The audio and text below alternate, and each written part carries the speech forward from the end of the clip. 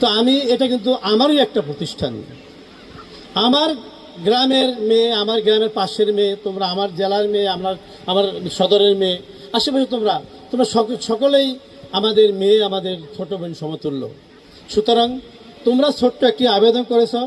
আসলে আমি তো কোনো শিল্পপতি নই, আমি তো কোনো ব্যবসায়ী নই, আমি কিন্তু আমার পরিচয় তোমরা জানতে পেরেছ। আমি পপুলার লাইফ ইন্স্যুরেন্স কোম্পানিতে জব করি, আমি সিইও, প্রধান নির্বাহী।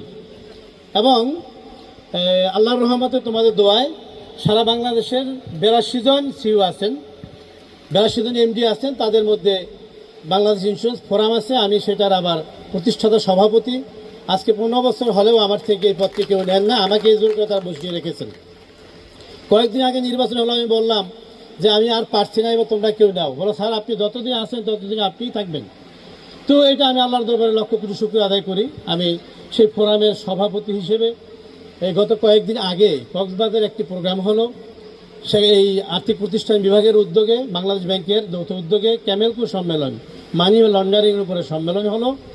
সেখানে সকল কোম্পানির এমডি এবং চিফ ফিনান্সিয়াল অফিসার সিএ প্রধান উপস্থিত ছিলেন, মাননীয় গভর্নর প্রধান অতিথি ছিলেন, এবং মন্ত্রণালয়ের অতিরিক্ত সচিব এবং অর্থ বিভাগের অন্যান্য ঊর্ধ্বতন কর্মকর্তাগণ, বাংলাদেশ ব্যাংকের নির্বাহী পরিচালক, এই লেভেলের ঊর্ধ্বতন কর্মকর্তা উপস্থিত ছিলেন। সেখানে আমিও বিশেষ অতিথি হিসেবে বক্তব্য রেখেছিলাম এবং আমাকে আল্লাহ পাক সেখানে এই উপস্থিত রেখেছিলেন। আল্লাহ তাআলার লক্ষ কোটি শুকর আদায় করি।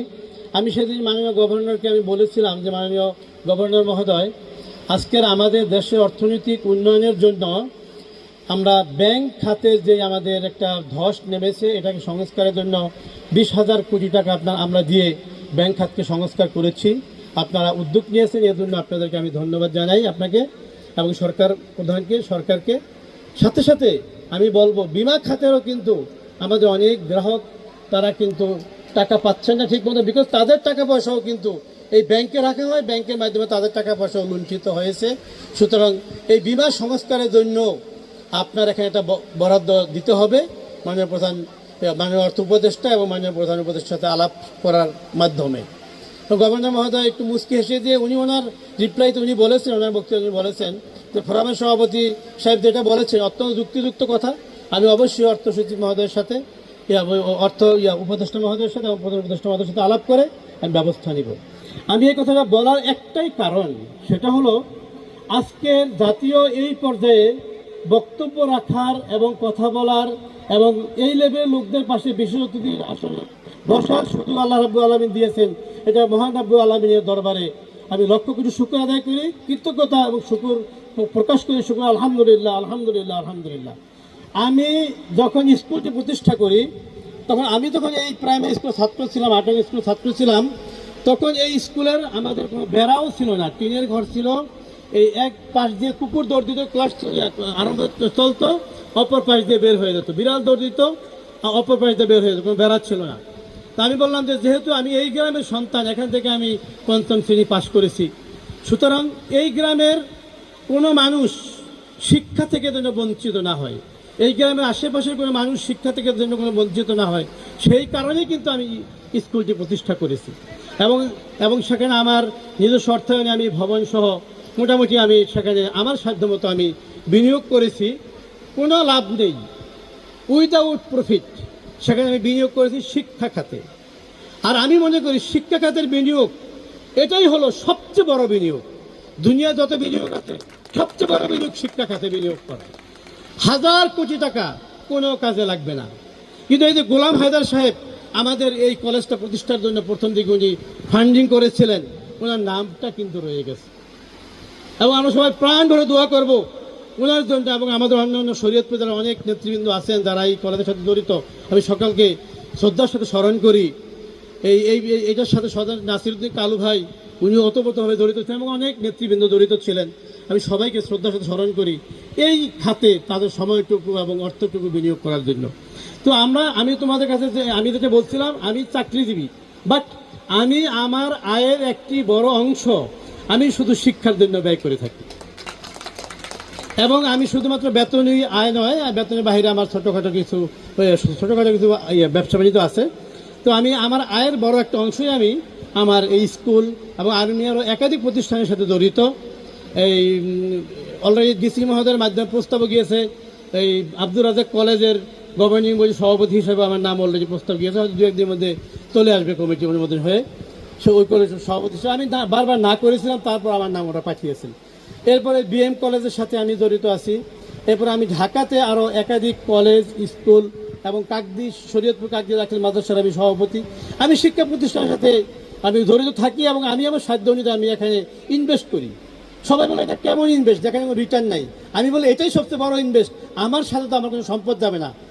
এই যারা শিক্ষিত হবে, আমার 2টা টাকা যদি এখানে খরচ হয়, এটার বিনিময়ে যদি একটা মেয়ে বড় উচ্চ শিক্ষায় শিক্ষিত হয়, বড় একটা অফিসার হয়, সে যদি একটা বিজ্ঞানী হয়, সে যদি একজন চিকিৎসক হয়, সে যদি একজন রসায়নবিদ হয়, সে যদি একজন কৃষিবিদ হয়, সে যদি একজন ইঞ্জিনিয়ার হয়, দেশের জন্য সে অনেক কিছু রাখবে। এটার থেকে বড় বিনিয়োগ আর কি আছে? সুতরাং মানুষের চিন্তা ভাবনা, ধ্যান ধারণা অনেকের পার্থক্য আছে। আমার 1000 কোটি টাকার আমার সম্পদ থাকার কোনো প্রয়োজন নেই, 100 কোটি টাকার সম্পদ থাকার কোনো প্রয়োজন নেই, আমার 50 কোটি টাকার সম্পদ থাকার কোনো প্রয়োজন নেই।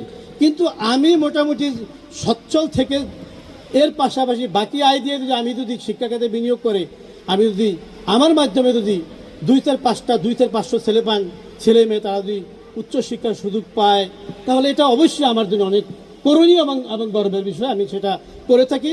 আপনারা সবাই আমার জন্য দোয়া করবেন। এখানে যে একটি মাইক্রোবাসের কথা বলা হয়েছে, ইনশাল্লাহ এটা আমি অবশ্যই দিব ইনশাল্লাহ, এবং খুব অল্প সময়ের মধ্যেই দিব।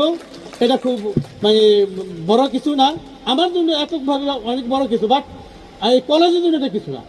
এখানে এই অনুষ্ঠানকে আমাকে যেই এই সম্মানিত করেছেন, এই সম্মানিতর কাছে এটা কিছু না। আমাকে যে আপনারা যে শ্রদ্ধা জানিয়েছেন, এটার কাছে এটা কিছু না। আমি চাই আপনাদের ভালো রেজাল্ট। আমি চাই মাননীয় শিক্ষক মণ্ডলী যারা আছেন, আপনারা সরকারি প্রফেসর, আপনারা সরকারি শিক্ষক, এজন্য আপনারা আজকে এখানে আছেন, আগামী আরেক জায়গায় বদলি হয়ে যাবেন, ওইটা না মনে করে যেই কয়দিন আছেন সেই কয়দিনেই এই সরকারি কলেজটার থেকে আপনাদের স্টুডেন্টদের মধ্য থেকে বাংলাদেশের মধ্যে একটু শ্রেষ্ঠ রেজাল্ট অর্জন করার জন্য যা যা করণীয় আপনারা করবেন।